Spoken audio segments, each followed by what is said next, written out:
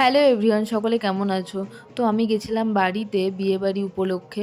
তো এই বিয়েবাড়িটা না যাওয়ার একদমই ইচ্ছে ছিল না। কারণ আমার হাতে না মানে জুয়েলারি কিংবা বলতে পারো শাড়ি সেরকম কিছুই ছিল না। যেহেতু আমি বাইরে থাকি, খুব একটা শাড়ি বা জুয়েলারি ক্যারি করি না।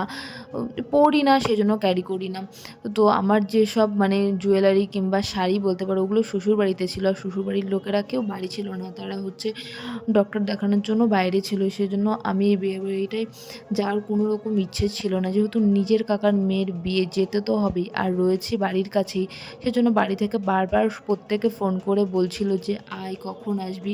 সেজন্য হঠাৎ করেই সকালবেলায় বেরিয়ে পড়লাম। হাতে যা ছিল মানে গিয়ে এমনকি মায়ের শাড়িও পরেছি। মা, দিদিরা বলছিল যে, "আয়, আমার শাড়ি পরবি।" মানে হাতে কিছুই ছিল না। বাইরে বেশিরভাগ চুড়িদার কিংবা জিন্স টপ এইসবই পরা হয়। শাড়ি তো থাকেই না কাছে। তবু হাতে দুটো একটা আমার শাড়ি ছিল, সেগুলো নিয়েই গেছিলাম। তো গেছিলাম, সবার সাথে দেখা হবে। পিসিরা অনেক, পাড়া প্রতিবেশী, ওদের সাথে বহুদিন দেখা হয়নি, কথা হয়নি। আমি অ্যাকচুয়ালি চুপচাপ থাকি, তো সেরকম কথাবার্তা বলি না। অনেকে ভাবে অ্যাটিটিউড, বাট এটা নয়। আমি একটু শান্ত, মানে চুপচাপ থাকতে বেশি পছন্দ করি। মানে জীবনে এত একা থেকেছি ২ বছর কোয়ার্টারে, সেজন্য। আর এইখানে আমি যেই কোয়ার্টারগুলোতে থাকতাম, প্রত্যেকেই নিজের ঘরের মধ্যে নিজে। কেউ কারো সাথে কথা বলতে গেলে কথা বলতো না। একা, একা থেকে এতটা হ্যাবিট হয়ে গেছে, সেজন্য আর না আমার এই লোক গ্যাঞ্জাম ভিড়ভাট্টা খুব একটা মানে ভালো লাগে না। আমি একা থাকতে ভীষণই ভালোবাসি। তাই অনেকেই অ্যাটিটিউড ভাবে। তাহলে তো আমার কিছু করার নেই না? তাদেরকে বলে বোঝাতে পারছি না আমি এরকম হয়ে গেছি। মানে পরিবর্তন হয়ে গেছি। আগেও এরকমই ছিলাম, মানে ঘরের মধ্যেই থাকতাম। বাট এখন পুরোটাই ঘরের মধ্যে।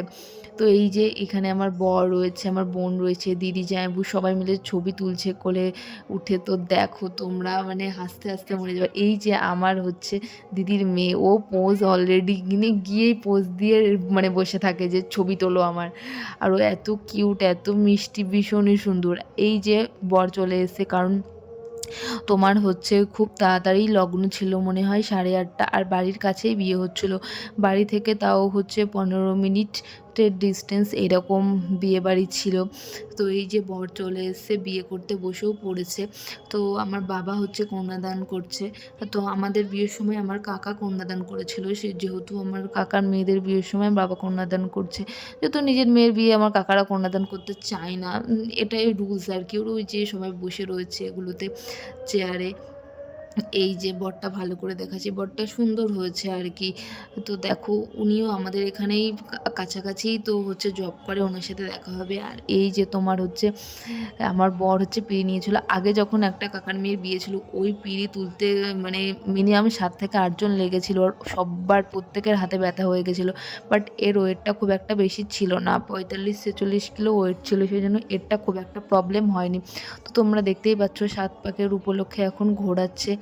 এই যে, তো এইখানেই শুভদৃষ্টি হবে। তো আমাদের রুলস অনুযায়ী ওপরে কাপড় দেয়। এবার এনারা বলছে যে কাপড় দেয়া যাবে না, কাপড় দেয়া যাবে না। বাট আমরা বলছি যে কাপড় দিতে হয়।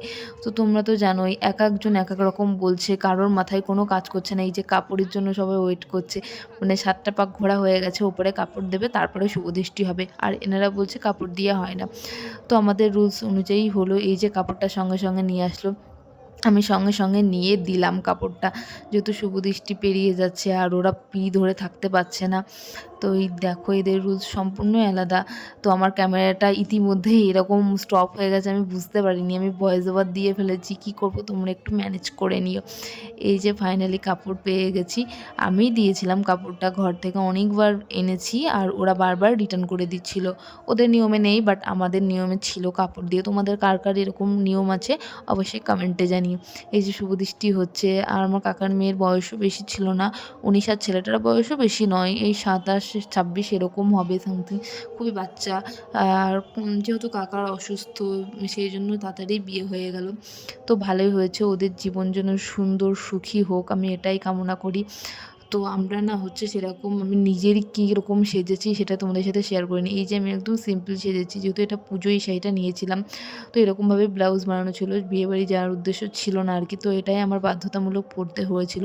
যেহেতু আমার দিদির মাদের ব্লাউজ ফিটিংস হচ্ছিল না, ওই পক্ষে সম্ভব ছিল না। তো আমাকে কেমন লাগছে অবশ্যই জানিও। তো এখনকার মতো বাই, নেক্সট ভিডিও পরে দেবো।